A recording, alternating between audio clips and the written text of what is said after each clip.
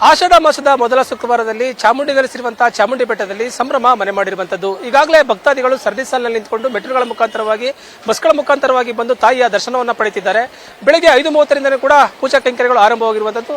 ಅದಲ್ಲದೆ ಪ್ರಮುಖವಾಗಿ ಬರುವಂತಹ ಭಕ್ತಾದಿಗಳಿಗೆ ಯಾವುದೇ ರೀತಿಯ ತೊಂದರೆ ಆಗದಲ್ಲೂ ಕೂಡ ಜಿಲ್ಲಾಡಳಿತ ಎಲ್ಲ ರೀತಿಯ ಸಿದ್ಧತೆಗಳನ್ನು ಮಾಡಿಕೊಂಡಿರುವಂತದ್ದು.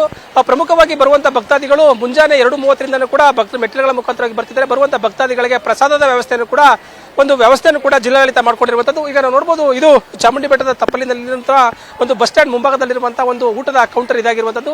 ಬರುವಂತಹ ಭಕ್ತಾದಿಗಳಿಗೆ ಯಾವುದೇ ರೀತಿಯ ತೊಂದರೆ ಆಗಬಾರದು ಅಂತ ನಿಟ್ಟಿನಲ್ಲಿ ಕೂಡ ಒಂದು ಪ್ರಸಾದದ ವ್ಯವಸ್ಥೆಯನ್ನು ಕೂಡ ಮಾಡಿಕೊಂಡಿರುವಂತದ್ದು. ಚಾಮುಂಡಿ ಬೆಟ್ಟದ ಮೇಲಿರುವಂತಹ ದಾಸೋಹ ಭವನದಲ್ಲಿ ಇಷ್ಟು ದಿನ ಅಲ್ಲಿ ದಾಸೋಹದಲ್ಲಿ ಭಕ್ತಾದಿಗಳಿಗೆ ಪ್ರಸಾದವನ್ನ ವಿನಿಯೋಗ ಮಾಡಲಾಗ್ತಾ ಇತ್ತು.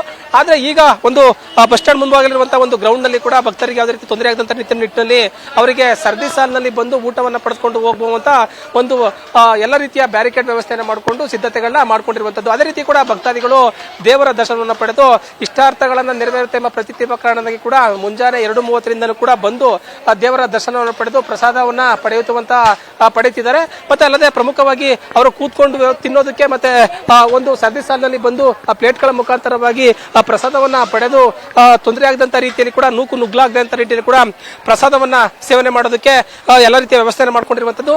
ಈಗ ಮಳೆಗಾಲ ಆದಂತ ಸಂದರ್ಭದಲ್ಲಿ ಕೂಡ ಮಳೆಗಾಲದಲ್ಲಿ ಜನರಿಗೆ ತೊಂದರೆ ಆಗದಂತ ನಿಟ್ಟಿನಲ್ಲಿ ಕೂಡ ಮಳೆ ಏನಾದ್ರೂ ಕೂಡ ಬಂದಂತ ಸಂದರ್ಭದಲ್ಲಿ ಏನಾದ್ರೂ ಕೂಡ ಮಳೆ ನೀಯುತ್ತೆ. ಮತ್ತೆ ಆ ಕಾರಣದಿಂದ ಕೂಡ ವಾಟರ್ ಪ್ರೂಫ್ ಟೆಂಟ್ ವ್ಯವಸ್ಥೆಯನ್ನು ಕೂಡ ಜಿಲ್ಲಾಡಳಿತ ಚಾಮುಂಡಿ ತಪ್ಪಲಿನಲ್ಲಿ ಕೂಡ ಮಾಡ್ಕೊಂಡಿರುವಂತದ್ದು. ಬರುವಂತಹ ಭಕ್ತಾದಿಗಳಿಗೆ ಸರದಿ ಸಾಲಿನಲ್ಲಿ ಮತ್ತೆ ಬೆಟ್ರಿಗಳ ಮುಖಾಂತರವಾಗಿ ಬರುವಂತಹ ಭಕ್ತಾದಿಗಳಿಗೆ ಊಟದ ಒಂದು ವ್ಯವಸ್ಥೆ ಆಗಿರ್ಬೋದು, ಮತ್ತೆ ಡ್ರೈ ಫ್ರೂಟ್ಸ್ಗಳು ಮತ್ತೆ ಬಾದಾಮಿ ಹಾಲನ್ನ ಕೊಡುವಂತ ವ್ಯವಸ್ಥೆಯನ್ನ ಮಾಡ್ಕೊಂಡಿರುವಂತದ್ದು ಜಿಲ್ಲಾಡಳಿತ. ಪ್ರಮುಖವಾಗಿ ಬರುವಂತಹ ಭಕ್ತಾದಿಗಳು 2:30ರಿಂದ ಬಂದಿರ್ತಾರೆ. ಹಸಿವಿನಿಂದ ಹೋಗಬಾರದು ಅಂತ ಹೇಳಿ ಉದ್ದೇಶದಿಂದ ಕೂಡ ಜಿಲ್ಲಾಡಳಿತ ಒಂದು ಪ್ರಸಾದವನ್ನ ಕೊಡುವಂತಹ ವ್ಯವಸ್ಥೆಯನ್ನು ಕೂಡ ಮಾಡ್ಕೊಂಡು ಈಗಾಗಲೇ ಭಕ್ತಾದಿಗಳು ದೇವರ ದರ್ಶನ ಪಡೆದು ಆ ಪ್ರಸಾದವನ್ನ ಪಡೆಯುತ್ತಿರುವಂತದ್ದನ್ನ ನೋಡಬಹುದಾಗಿರುವಂತದ್ದು.